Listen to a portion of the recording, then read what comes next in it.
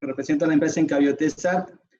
Dentro de lo que es las investigaciones en lo que es recursos hidrobiológicos del ecosistema manglar, hemos trabajado en asociación con el consorcio Manglares Noroeste del Perú dentro de un proyecto PENIPA, ¿sí? Donde tratamos de ver las que son las metodologías para la producción de larvas de cangrejo rojo con las perspectivas de un repoblamiento de la especie en el ecosistema manglar. Exclusivamente voy a hablar sobre los resultados y los primeros pruebas que hemos hecho en este recurso. Como sabemos, el recurso cangrejo occidentales, ¿por qué es importante o por qué esta especie es algo útil en el ecosistema manglar? Los cangrejos son especies clave en el área manglar porque ayudan a lo que son el reciclaje de nutrientes, ¿sí? Hay reportes que hasta el 80% de las hojas que caen son recicladas por estos organismos. Es importante para la bioturbación en el sedimento, es decir, promueve la aireación del suelo durante la construcción de su madriguera. Y una de las importancias más reconocibles de este recurso es la parte socioeconómica y cultural en la que es la ciudad de Tumbes, exclusivamente en Perú. Pero este recurso se ha visto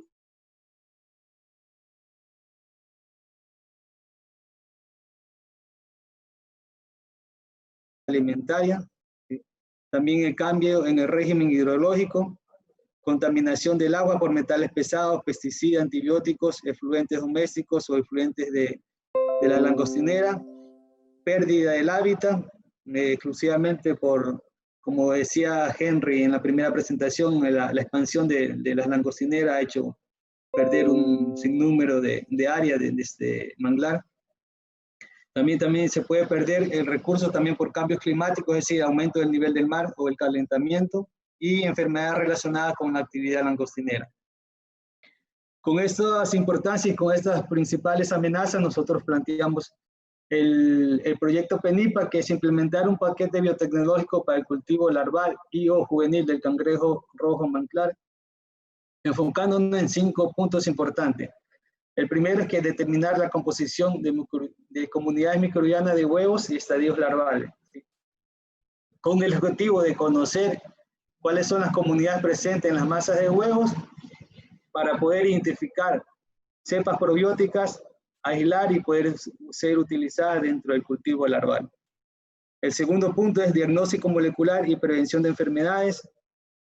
Cabe recalcar que no hay informes sobre exclusivamente patologías que afectan al cangrejo manglar, ¿sí? Lo que hemos tratado de relacionar son patologías que pueden ser o virus o bacterias que son transmitidas entre crustáceos, es decir, enfermedades virales y bacterianas de langostinos o enfermedades virales o bacterianas de otras especies de cangrejo. El tercer punto es determinar protocolos óptimos de manejo de larva de cangrejo. Entonces, este es uno de los puntos muy críticos que tuvimos, es decir, ¿por qué? Porque no tuvimos una información o no tenemos una referencia de lo que es el cultivo larval del cangrejo rojo. Sí, cabe recalcar que este es uno de los primeros resultados que tenemos a nivel de Perú, a nivel de Ecuador y de Colombia, es decir, que a nivel pacífico no hay un reporte sobre que han hecho la larvicultura del cangrejo. ¿Sí? Entonces, estos son los primeros resultados que tenemos. Tenemos que seguir mejorando, pero hasta el momento vamos en buen camino. Otro de los puntos es la formulación de dietas, ¿sí? Ya sea microalgas o alimentos artificiales, ¿sí? Y el último punto es un plan de recuperamiento, de repoblamiento en lo que es la zona nacional de manglares de Tumbes y la zona de amortiguamiento.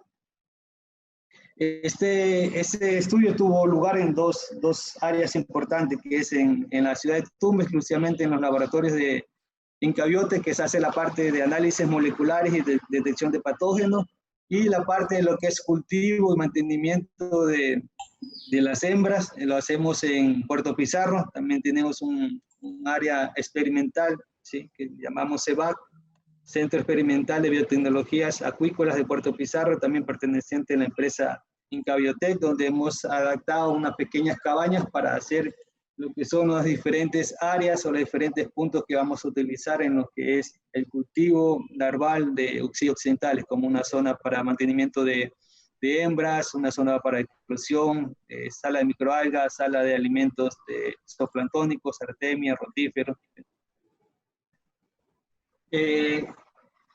Dentro de lo que es importante recalcar en las investigaciones o los principales estudios que se han realizado en lo que es subsidios horizontales a nivel de lo que es el Pacífico, siempre hay estudios sobre la biología, sobre la pesquería, ¿sí?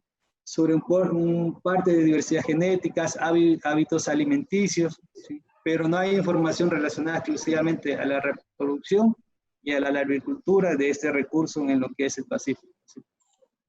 Dentro del mapa que podemos ver, la línea roja corresponde a todo lo que es la distribución de lo que es el Uxie occidentales, que va de Baja California hasta los manglares del Perú.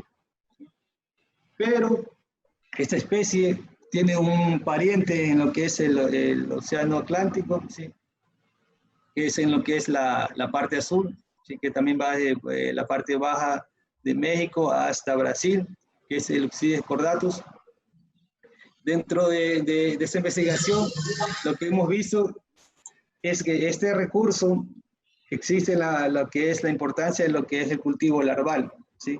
Debido a que ellos años atrás hubo un problema de colapso de esta pesquería debido a la sobreexplotación que tenía este recurso. Entonces ellos, en vez de optimizar este recurso, lo que hicieron es tratar de hacer las primeras investigaciones en lo que es reproducción y la agricultura de Lucides cordatus. Entonces ellos ya tienen lo que es protocolos, cultivos larvales, ¿sí? En lo que es la parte de Lucides cordatus. Entonces de esas pequeñas informaciones o de esos pequeños datos nosotros nos hemos tratado de adaptar a lo que es el Lucides occidentales en el Pacífico. Nosotros comenzamos la primera fase es con la recepción de hembras ovígeras. Esta parte importante es junto con el Consorcio Manglares del Noreste del Perú. Ellos tienen aproximadamente 6 asociaciones que nos ayudan en capturar lo que son las hembras ovígeras, ¿sí? Dentro del primer periodo de estudio, porque sabemos que este recurso entra en el periodo de reproducción a partir de enero, febrero, ¿sí? Entonces el proyecto duró año y medio, eso es decir que tuvimos 2 épocas de reproducción para poder intentar hacer lo que es la agricultura del cangrejo rojo occidentales. Entonces en la primera etapa de reproducción lo que hicimos es intentar hacer la parte investigativa, tratar de ver los parámetros, ¿sí? Entonces lo que nosotros hacemos con la ayuda del consorcio, la asociación del consorcio, es capturar hembras ovígeras, ¿sí? Durante todo el periodo de reproducción y mantenerlos en el Centro Experimental de Biotecnología en Puerto Pizarro, ¿sí? Distribuida en tinas, cada tina con su respectiva aireación y un pequeño refugio para las hembras, ¿sí? Previo a eso, lo que nosotros hacemos es datos biométricos y determinación de la fase embrionaria de los huevos, ¿sí? Entonces se mide lo que es ancho y largo del cefalotórax, hacemos un pequeño pesado, ¿sí? Y lo que nosotros también hacemos, o lo que primero investigamos, fue un proceso de desinfección de las hembras a través de un compuesto llamado el Ugol, ¿sí? Lo que nosotros vimos que si cuando no hacíamos proceso de desinfección, solo había una eclosión larval del 40%, pero con el proceso de desinfección aumentamos el 80%. Entonces más adelante vamos a ver por qué es ese aumento del 50% en la eclosión larval, ¿sí? Hacemos también un proceso de lo que es, sacamos una pequeña muestra de las masas de huevos para determinar en qué estadio está el desarrollo embrionario, y para poder determinar, hacemos un pequeño peso para terminar contar y ver más o menos cuántos huevos tiene una hembra, ¿sí? Entonces lo que hacemos es un peso antes y después del desove para determinar aproximadamente cuántos huevos tiene una hembra. Entonces depende del tamaño de la hembra, entonces hemos llegado a que puede tener entre 60.000 hasta 365.000 huevos una hembra, ¿sí? De los cuales el con el proceso de desinfección logramos un porcentaje de eclosión del 93 hasta el 95%. Dentro de los primeros resultados que tenemos dentro del proyecto es la determinación del desarrollo embrionario de huevos, ¿sí? Entonces, como yo le decía, no hay información cuál es el desarrollo embrionario de los huevos en lo que es el Oxides occidentalis, ¿sí? Entonces, lo hemos les hemos tomado la referencia del Oxides cordatus, ¿sí? Donde ellos dicen, ellos reportan 8 estadios de embrionario, ¿sí? Entonces, hemos comenzado a capturar hembras ovígeras dentro del recurso nacional manglares, ¿sí? Para poder determinar estos 8 estadios, ¿sí? Entonces, el estadio 1 es una vez que después de la cópula, donde podemos ver una masa negra, ¿sí? No hay división todavía. En el estadio 2 ya es casi aproximadamente 2 días después del estadio 1, ¿sí? Donde ya podemos ver la división celular con pequeñas gotas de lípidos, ¿sí? En el estadio 3 ya es un estadio que se llama etapa nuclear, que es 5 días después, ¿sí? Donde ya podemos ver una pequeña división celular. En el estadio 4 es un estadio metanuclear, es decir, 8 días después del estadio 3, donde ya podemos ver algunas divisiones ya o algunas formaciones a nivel microscópico, como la división torácica, ¿sí? Las pequeñas anténulas, maxípelos, ¿sí? Lóbulos oculares que se van formando, ¿sí? En el estadio 5, que es un estadio de pigmentación, ¿sí? Es 10 días después, ¿sí? Donde ya los lóbulos oculares son un poquito más visibles. Hay la presencia de los cromatóforos, ¿sí? Ya los ojos ya comienzan a formarse. En el estadio 6 es una etapa de cromatografía, es decir, una pigmentación más fuerte, una división más torácica ya bastante, ¿sí? Ya podemos ver el corazón grande, que se puede comenzar a ver los latidos de esos microorganismos, ¿sí?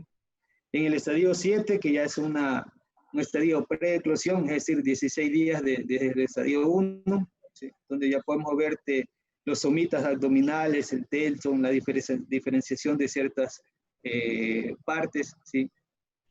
Y en el estadio 8, que es un estadio ya para la eclosión, ¿sí? Donde ya todo está desarrollado, podemos ver los lóbulos oculares, el telson, los segmentos abdominales, los ojos, ¿sí? Ya está listo para eclosionar. Entonces, lo que hemos visto es que este periodo dura aproximadamente entre 19 y 18 días, ¿sí?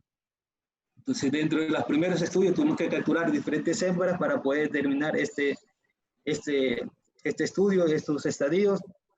En el segundo periodo de estudio, lo que ya comenzamos a ver, porque esto también lo aprendieron los señores del consorcio manglar de Tumbes, los que nos apoyan en lo que son las capturas de las hembras, para poder determinar, solo capturar hembras de estadio 7 y hembras de estadio 8. Entonces ya los amigos que siempre están con nosotros trabajando en el centro experimental, ellos ya saben cuál es la coloración de los huevos, cuál es el tamaño óptimo del estadio 7 y estadio 8.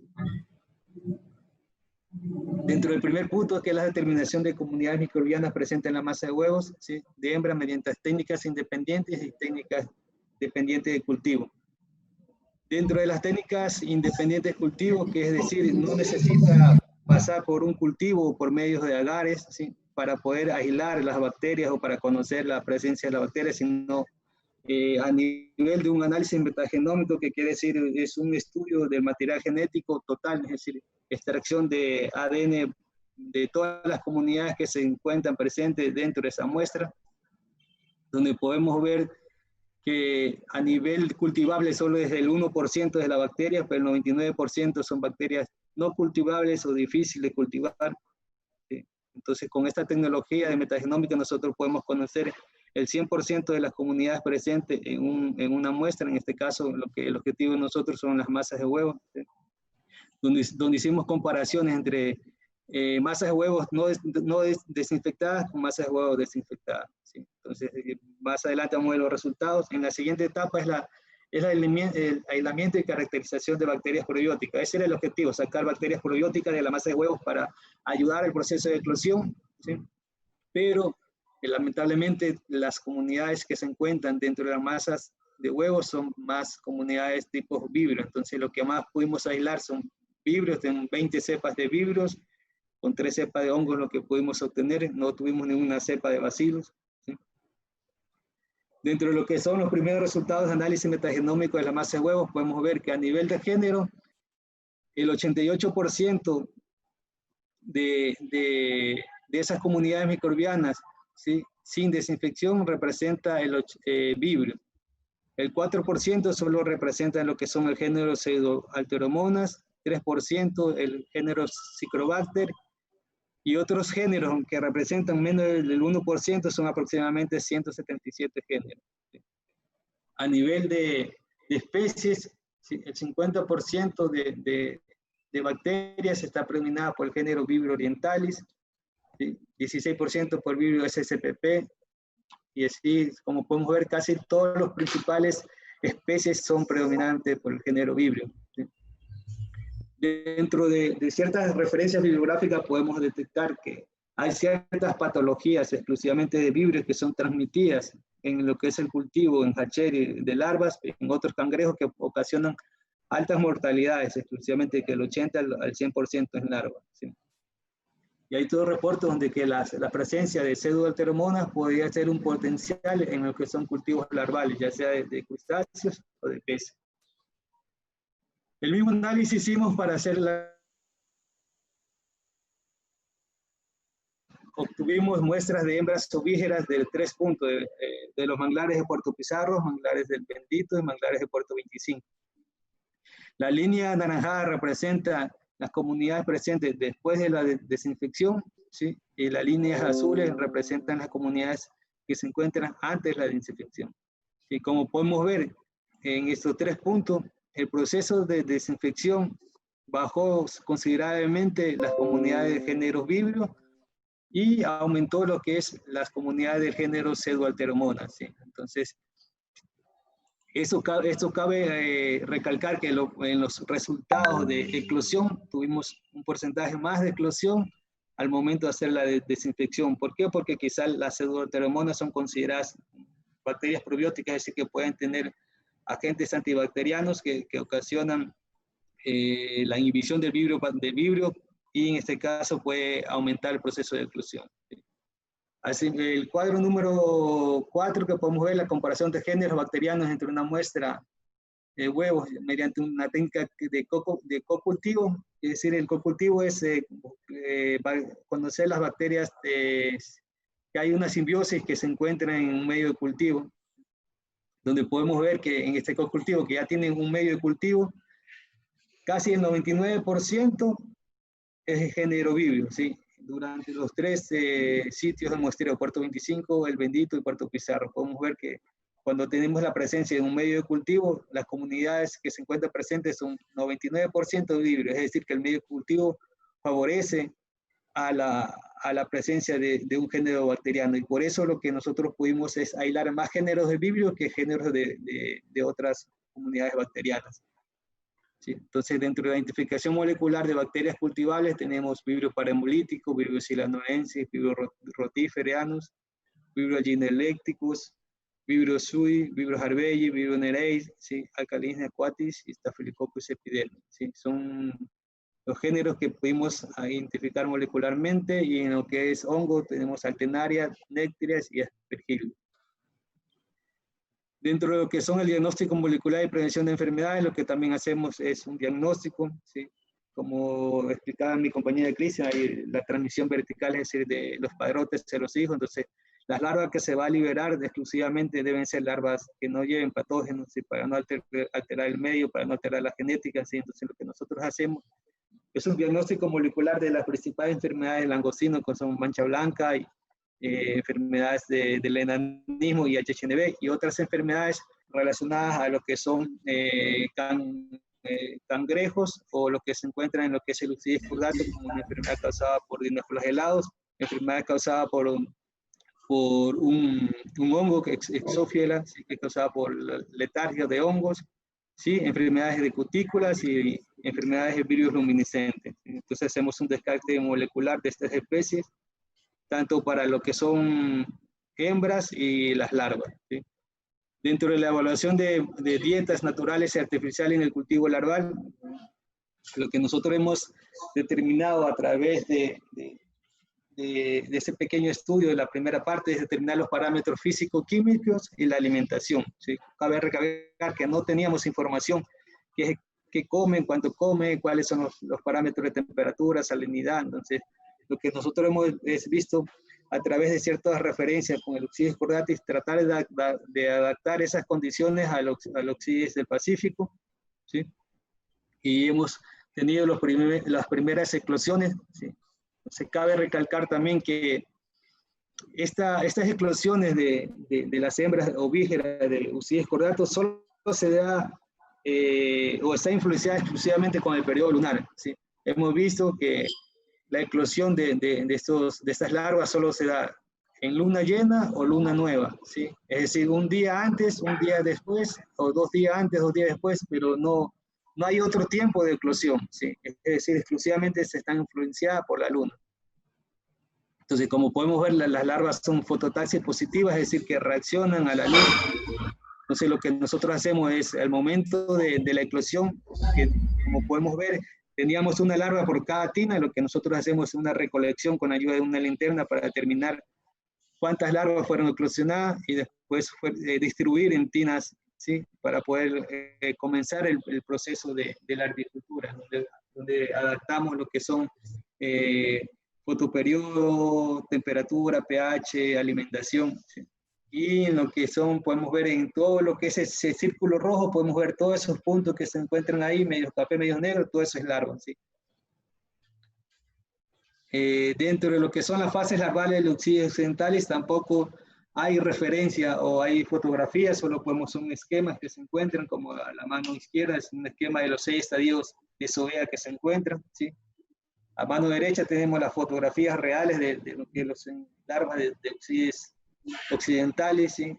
Lo que hemos logrado que estas de Zoea 1 a Zoea 6 son aproximadamente de 2.5 días, máximo 3 días en cambiar de estadio, ¿sí? Como podemos ver, lo que nos hacemos la referencia es por la parte de los periópodos, ¿sí? Que se encuentran en las setas. Entonces ahí Zoea 1 tiene 4 zetas, Zoea 2 tiene 6 zetas, Zoea 3 tiene 8 zetas, Zoea 4 tiene 10, Zoea 5 tiene 11 y Zoea 6 tiene 12 zetas. Entonces al momento de ir revisando las larvas en el proceso de cultivo, nosotros vamos contando ese número de zetas para poder determinar en qué fase de estadio larval de Zoea tenemos, ¿sí? A partir de Zoea 5 y Zoea 6, como podemos ver en la fotografía, ya se encuentra la presencia de los pleópodos, ¿sí? Ya son pleópodos grandes, ya exclusivamente para poder ver. Entonces, bueno, como mostró Henry, entonces esta es una eclosión de una larva, ¿sí? Perdón, eclosión de una hembra, como podemos ver después del periodo de luna, tenemos la hembra y todos los puntos que se mueven son las larvas que se encuentran presentes.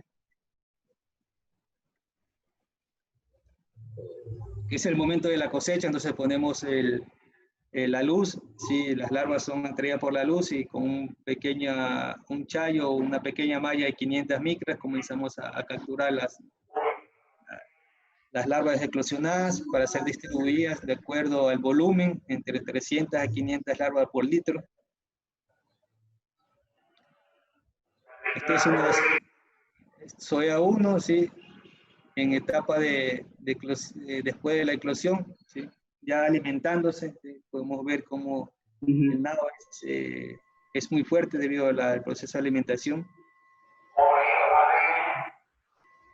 Lo que hemos visto también pues, son pruebas de salinidad y alimentación del cultivo de larvas, y cabe recalcar que no hay información de esto. Entonces lo que hicimos para determinar lo que es la sobrevivencia de lo que es el proceso de salinidad, hacer varios cultivos de diferentes salinidades, desde 10 hasta 28 ppt, y asimismo el proceso de alimentación. Por favor, un minutito más para concluir.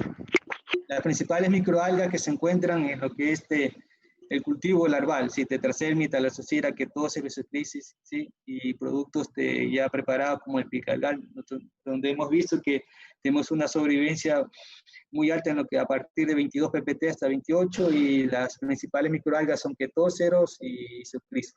¿Sí? Entonces los parámetros de manejo de cultivo son densidad, temperatura, pH, la adición de probióticos, ¿sí? Que son lo importante para mejorar la supervivencia de lo que es la larva de Oxydes occidentalis, ¿sí?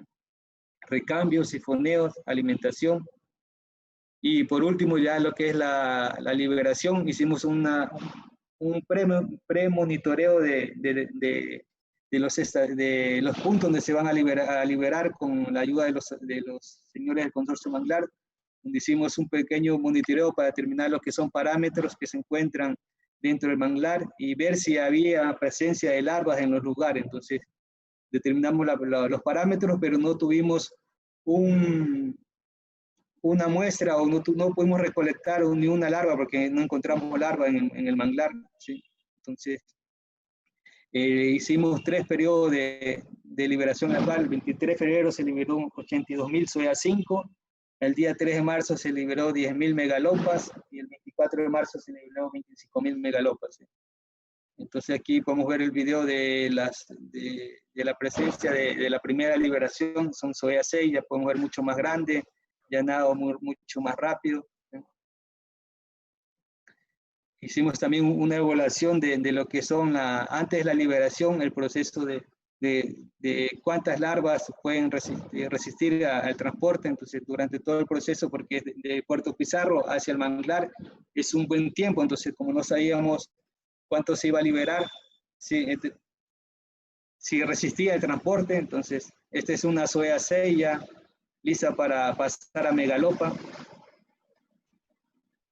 Estas son megalopas ya que se encuentran durante el segundo lote de liberación, mucho más activas. Sí, como podemos ver ya es más grande, ya a nivel de microscopio es una megalopa. Sí.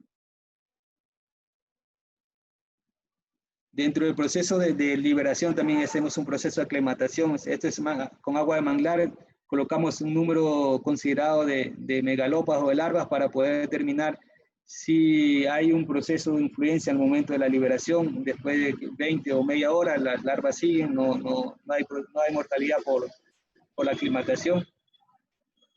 Y este es un prejuvenil que dejamos un pequeño lote en laboratorio y después de cierto tiempo podemos hacer un muestreo en los lugares donde fuimos a liberar. ¿Sí? Sí, entonces hicimos la comparación, entonces vimos que no hace la referencia que son las larvas que liberamos, pero según los estadios que tenemos en laboratorio y con las que liberamos, y haciendo el primer muestreo de que no encontramos larvas, no encontramos larvas, nosotros consideramos que son las que liberamos. Entonces, dentro del proyecto PENIPA hemos presentado un segundo subproyecto donde podemos mejorar lo que es la liberación y el monitoreo. Ese ya es uno de los estadios mucho más grandes que hemos tenido en laboratorio, ya casi juvenil, ya se ve casi la forma de un cangrejo adulto. Sí. Entonces, ese también ya es lo último que hemos logrado, que sobrevivieron como la supervivencia que tenemos que mejorar todavía hay mucho que hacer, tenemos entre el 15 al 20% de sobrevivencia larval o de megalopa, ¿sí? Pero es un gran avance, ¿sí? Entonces, el siguiente son los primeros resultados también que se encuentran en lo que es determinación de fase larval, alimentación, parámetros, ¿sí? Entonces, creo que hemos avanzado mucho. Muchas gracias por su presencia, gracias por escucharme, gracias también a todo el equipo de Incabiote, a todo el equipo de Consorcio Manglares que de una u otra manera apoyaron para que esta investigación, estos primeros resultados se desarrollen, y gracias.